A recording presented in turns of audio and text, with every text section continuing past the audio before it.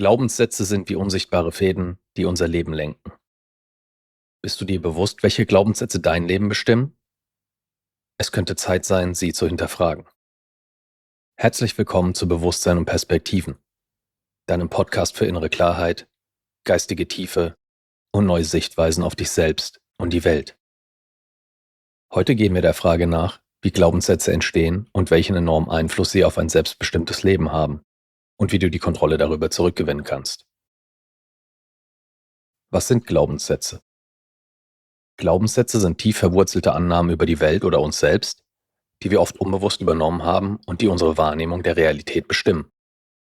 Lass uns gemeinsam 3 wesentliche Aussagen zu Glaubenssätzen betrachten. Erstens.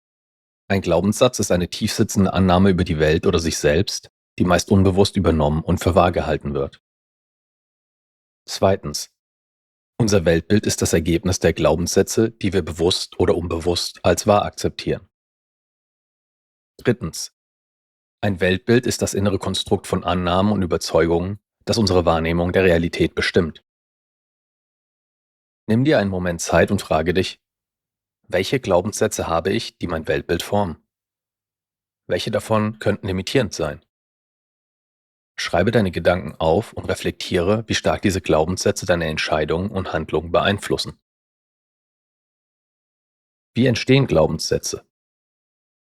Um den Entstehungsprozess und die Auswirkungen von Glaubenssätzen zu verstehen, möchte ich mit dem Moment deiner Geburt beginnen.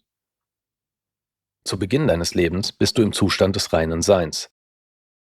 Du hast nur die Fähigkeit zur Wahrnehmung, über deine Sinne, sehen, hören, riechen, das Fühlen auf energetischer Ebene und die daraus entstehenden Emotionen. Mit der Zeit legen sich durch soziale Interaktionen und Emotionen Schichten von bewussten und unbewussten Glaubenssätzen über dein Sein, wie die Schalen einer Zwiebel. Diese Schichten prägen dein Ich, deine Ego-Verstand-Identität und letztlich dein Weltbild. Reflexionsfrage für dich. Was haben meine Eltern, Lehrer und die Gesellschaft mir beigebracht, was ich über mich und die Welt glauben soll? Schreibe dir auf, welche Glaubenssätze dir durch deine Erziehung und deine Umgebung vermittelt wurden. Zurück zur Geburt und dem Zustand des Seins. Die erste Schicht an Glaubenssätzen wird durch deine Eltern geprägt. Sie sind deine ersten Bezugspersonen, an denen du dich orientierst. Zu Beginn nimmst du ihre Handlungen und den Umgang mit dir wahr. Die Emotionen, die diese Handlung bei dir auslösen, formen bereits die ersten Glaubenssätze, meist unbewusst. Ein Beispiel. Angenommen, du hast als Kind zu wenig Liebe oder Zuneigung erfahren. Diese frühe emotionale Traumatisierung könnte zu einem unbewussten Glaubenssatz führen wie „Ich bin nicht liebenswert“. Dieser Glaubenssatz, obwohl unbewusst, kann dein Verhalten im Erwachsenenalter stark beeinflussen, da du unbewusst diese Annahme über dich selbst für wahr hältst und sie deine Beziehung oder dein Selbstwert prägt. Die nächsten Schichten von Glaubenssätzen entstehen, sobald du beginnst, Sprache zu verstehen. Durch die Erziehung deiner Eltern und die sozialen Interaktionen mit anderen Menschen. Im Kindergarten, in der Schule und in der Gesellschaft im Allgemeinen übernimmst du ständig neue Glaubenssätze, die durch den Einfluss von Lehrern, Mitschülern und den Medien geformt werden. Die sozialen Interaktionen und medialen Einflüsse erzeugen eine Vielzahl von Emotionen. Angst, Trauer, Wut, Frustration, die oft die Grundlage für bewusste und unbewusste Glaubenssätze bilden. Reflexionsfrage für dich. Welche Glaubenssätze haben die Medien und die Gesellschaft mir vermittelt? Welche Einflüsse prägen mein heutiges Weltbild? Schreibe auf, wie diese Einflüsse dein Denken und Fühlen beeinflussen. Wie diese Schichten dein Selbstwert prägen. All diese Erfahrungen und Emotionen überlagern dein Sein und bilden die Schalen deines Selbstbildes, das Ich oder das, was ich als Ego-Verstand-Identität bezeichne. Diese Schichten bestimmen, wie du die Welt siehst und wie du dich selbst darin wahrnimmst. Dein Weltbild, das innere Konstrukt aus Annahmen und Überzeugungen, ist das Ergebnis dieser prägnanten, sozialen und emotionalen Erfahrungen. Reflexionsfrage für dich. Welche sozialen Interaktionen oder medialen Einflüsse haben mein Denken und Fühlen besonders geprägt? Wie haben diese Erfahrungen mein Weltbild und mein Selbstwert beeinflusst? Schreibe deine Gedanken auf und reflektiere, wie sie dein Verhalten und deine Entscheidungen beeinflussen. Als nächstes möchte ich über generationenübergreifende Glaubenssätze sprechen. Glaubenssätze sind nicht nur das Ergebnis deiner eigenen Erfahrungen, sondern werden auch von Generation zu Generation weitergegeben. Deine Urgroßeltern hatten ihre eigenen Glaubenssätze, die sie an deine Großeltern weitergegeben haben. Diese wiederum haben ihre Glaubenssätze an deine Eltern und schließlich an dich weitergegeben. Oft sind diese Glaubenssätze tief verwurzelt und werden kaum hinterfragt, da sie als normale und selbstverständliche Wahrheiten angesehen werden. Einige Schichten von Glaubenssätzen werden über die Zeit hinweg durch andere ersetzt, durch Veränderungen in gesellschaftlichen Normen, der Kultur, der technologischen Entwicklung oder durch den Wandel der Medienlandschaft. Zum Beispiel könnten alte Glaubenssätze zu Familie und Arbeit durch moderne, gesellschaftlich akzeptierte Werte ersetzt werden, die durch die Medien verbreitet werden. Doch viele Schichten bleiben erhalten. Einige Glaubenssätze bleiben über Generationen hinweg erhalten, ohne dass sie hinterfragt werden. Diese werden kontinuierlich weitergegeben, fast wie ein Programm, das immer wieder ausgeführt wird. Viele dieser Glaubenssätze werden unbewusst übernommen und wirken sich oft auf dein Verhalten aus, ohne dass du es wirklich merkst. Die Schwierigkeit hierbei ist, dass die generationenübergreifenden Glaubenssätze oft nicht bewusst reflektiert oder hinterfragt werden. Sie wirken sozusagen als Erbschaft aus der Vergangenheit, die uns in unserem heutigen Leben beeinflusst, ohne dass wir wirklich verstehen, warum wir auf bestimmte Weise handeln oder denken. Reflexionsfrage für dich. Welche Glaubenssätze aus meiner Familie oder Kultur wurden an mich weitergegeben? Welche davon habe ich ohne weiteres übernommen, ohne sie zu hinterfragen? Schreibe auf, welche Glaubenssätze du von deinen Eltern oder Großeltern übernommen hast und ob du diese als hilfreich oder hinderlich empfindest. Limitierende Glaubenssätze. Ein besonders wichtiger Aspekt von Glaubenssätzen ist, dass viele von ihnen limitierend sind. Diese limitierenden Glaubenssätze verhindern, dass du dein volles Potenzial entfalten kannst. Ich habe einige Beispiele für limitierende Glaubenssätze aus verschiedenen Lebensbereichen zusammengestellt. Selbstwert und Identität. Ich bin nicht gut genug, egal wie sehr ich es versuche. Andere sind talentierter, klüger oder erfolgreicher als ich. Ich darf meine Bedürfnisse nicht an erste Stelle setzen, sonst bin ich egoistisch. Erfolg und Karriere. Ich bin nicht der Typ für Erfolg. Das ist nur was für Glückspilze oder besondere Menschen. Ich habe nicht die richtigen Kontakte oder Voraussetzungen, um wirklich voranzukommen. Wenn ich viel Geld verdiene, werde ich arrogant oder verliere meine Freunde. Beziehungen und Liebe. Ich ziehe immer die falschen Partner an. Ich muss mich anpassen und es anderen recht machen, damit sie mich mögen. Wahre Liebe ist schwer zu finden, und wenn ich sie habe, muss ich darum kämpfen, sie zu behalten. Gesundheit und Körper. Abnehmen und fit werden ist für mich besonders schwer. Meine Gene bestimmen meine Gesundheit, ich kann daran nicht viel ändern. Ich bin zu alt, um meinen Körper wirklich zu verändern. Geld und Finanzen. Reiche Menschen sind egoistisch oder haben ihre Werte verkauft. Geld ist schwer zu verdienen und immer schnell wieder weg. Ich darf nicht mehr verdienen als mein Partner, das würde sich falsch anfühlen. Spiritualität und persönliche Entwicklung. Meditation, Achtsamkeit oder Spiritualität funktionieren bei mir nicht. Ich werde niemals mein volles Potenzial entfalten können. Veränderung ist schwer und dauert ewig. Vielleicht ist es schon zu spät für mich. Reflexionsfrage für dich. Hast du bei den Beispielen einen limitierenden Glaubenssatz gefunden, der dich ebenfalls betrifft? Überlege, wie dieser Glaubenssatz dein Leben beeinflusst und in welchem Bereich du dich davon einschränken lässt. Der Einfluss limitierender Glaubenssätze auf dein Leben. Limitierende Glaubenssätze beeinflussen vor allem folgende Bereiche deines Lebens: Körper und Gesundheit, Beziehungen, Verhalten, Weltbild.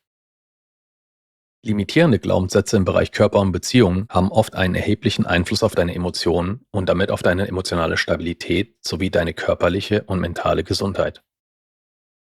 Diese Glaubenssätze sind nicht einfach nur Gedanken. Sie beeinflussen, wie du dich selbst wahrnimmst und wie du dich in deiner Welt bewegst. Stell dir vor, du bist mit deinem Körper unzufrieden, weil du dich vielleicht übergewichtig fühlst oder nicht fit genug. Vielleicht hast du auch die Vorstellung, dass Abnehmen oder fitter werden für dich besonders schwer ist. Und vielleicht bist du auch der Überzeugung, dass aufgrund deines Alters oder anderer äußerer Umstände Veränderungen einfach nicht möglich sind. Reflexionsfrage für dich. Welche Glaubenssätze habe ich in Bezug auf meinen Körper und meine Gesundheit übernommen? Welche Überzeugungen hindern mich daran, die gewünschte Veränderung zu erzielen? Diese limitierenden Glaubenssätze halten dich in einem Zustand der Unzufriedenheit. Wenn du glaubst, dass Veränderung für dich zu schwer ist oder nicht möglich, führt dies zu einem Kreislauf aus Frustration, Selbstzweifeln und oft sogar Resignation. Dieser Zustand der Unzufriedenheit beeinflusst nicht nur deine emotionale Stabilität, sondern hat auch Auswirkungen auf deine körperliche und mentale Gesundheit. Die ständigen negativen Gedanken können zu Stress, Angst oder sogar zu Depressionen führen. Und wie wirkt sich das auf deine zwischenmenschlichen Beziehungen aus? Wenn du dich ständig unwohl in deinem Körper fühlst oder dich aufgrund von Glaubenssätzen über deine Gesundheit oder dein Aussehen schlecht fühlst, kann das auch deine Beziehung beeinflussen. Du könntest Schwierigkeiten haben, dich selbst authentisch zu zeigen oder dich in sozialen Situationen zu öffnen, was deine Verbindung zu anderen Menschen beeinträchtigt. Ein solcher Zustand blockiert nicht nur deine emotionale und physische Gesundheit, sondern hindert dich auch daran, die Beziehung zu führen, die dich wirklich erfüllen. Beispiel: Wenn du dich emotional belastet fühlst und gleichzeitig glaubst, nicht liebenswert oder nicht attraktiv genug zu sein, wird sich dieses Gefühl auch auf deine Fähigkeit auswirken, enge und erfüllende Beziehungen zu führen. Und das wiederum beeinflusst deine Lebensqualität und dein mentales Wohlbefinden. Limitierende Glaubenssätze im Bereich Verhalten und Weltbild wirken sich ebenfalls stark auf dein Leben aus. Sie beeinflussen maßgeblich, ob du in der Lage bist, ein authentisches, selbstbestimmtes oder selbstermächtigtes Leben zu führen. Viele Menschen fühlen sich in ihrem Leben nicht vollständig erfüllt, weil sie nicht den Mut haben, ihr wahres Selbst zu leben. Vielleicht kennst du das Gefühl. Ich kann nicht wirklich so leben, wie ich es möchte, weil ich Angst habe, von anderen verurteilt zu werden. Oder ich habe zu viel Zweifel, was andere von mir denken könnten. Oft sind diese Ängste eng verbunden mit limitierenden Glaubenssätzen. Reflexion für dich. In welchen Bereichen meines Lebens traue ich mich nicht, ich selbst zu sein? Welche Ängste halten mich davon ab, authentisch zu leben? Ein besonders limitierender Glaubenssatz, der viele Menschen davon abhält, ihre wahre Leidenschaft zu verfolgen, ist der Gedanke: Wenn ich meine Leidenschaft oder Passion zum Beruf mache, wird es mich entweder nicht ausreichend finanziell tragen oder es ist bereits zu spät, um damit zu beginnen. Dieser Glaubenssatz hält dich in einem Zustand des Stillstands und hindert dich daran, dein volles Potenzial auszuschöpfen. Diese Ängste und Überzeugungen haben tiefgreifende Auswirkungen. Sie hindern dich daran, aus der Komfortzone auszutreten, dich selbst zu verwirklichen und das Leben zu führen, das du dir wirklich wünschst. Wenn du diesen Glaubenssatz glaubst, wirst du nie den ersten Schritt in Richtung Veränderung machen. Du wirst nie den Sprung wagen, um das zu tun, was dich wirklich erfüllt. Beispiel: Ich bin nicht talentiert genug, um meinen Traum zu leben. Dieser Glaubenssatz ist weit verbreitet und hindert viele Menschen daran, den Weg zu ihrem Ziel zu gehen. Die Wahrheit ist jedoch, dass jeder von uns einzigartige Talente und Fähigkeiten hat. Der einzige Unterschied zwischen denen, die ihren Traum leben, und denen, die es nicht tun, ist der Glaube an sich selbst und die Bereitschaft, die ersten Schritte zu gehen. Lass uns das Ganze nochmal zusammenfassen. Limitierende Glaubenssätze beeinflussen viele Aspekte deines Lebens: deine Gesundheit, dein Verhalten, deine Beziehungen und dein Weltbild. Sie halten dich in einem Zustand der Unzufriedenheit und verhindern, dass du dein volles Potenzial entfalten kannst. Diese Glaubenssätze sind tief verwurzelt und können nur durch Bewusstsein und aktive Veränderung aufgelöst werden. Hier eine Reflexionsaufgabe für dich. Überlege dir, welche limitierenden Glaubenssätze in deinem Leben am stärksten sind und wo sie dich hindern, ein erfülltes, authentisches Leben zu führen. Erkenne diese Muster und stelle dir die Frage: Welche neuen, unterstützenden Glaubenssätze kann ich annehmen, die mir helfen, die Veränderung in meinem Leben zu bewirken? Das Auflösen von limitierenden Glaubenssätzen bietet dir zahlreiche Vorteile. Erstens: Erkennen und Entfalten des eigenen Potenzials. Zweitens: Glücklich und selbstbestimmt leben. Drittens: Authentisch leben. Man selbst sein. Viertens: Emotionale Stabilität. Und fünftens: Innere Klarheit. Vielleicht fragst du dich jetzt, wie du deine limitierenden Glaubenssätze am besten erkennen und auflösen kannst. Es gibt zwei sehr effektive Methoden, die dir dabei helfen können: Selbstreflexion und Selbstfragen. Selbstreflexion: Werde zum Beobachter deines eigenen Lebens. Selbstreflexion ist der erste Schritt, um deine limitierenden Glaubenssätze zu erkennen. Sie hilft dir, in die Innenschau zu gehen und dich als Beobachter deiner eigenen Gedanken, Handlungen und Reaktionen zu sehen.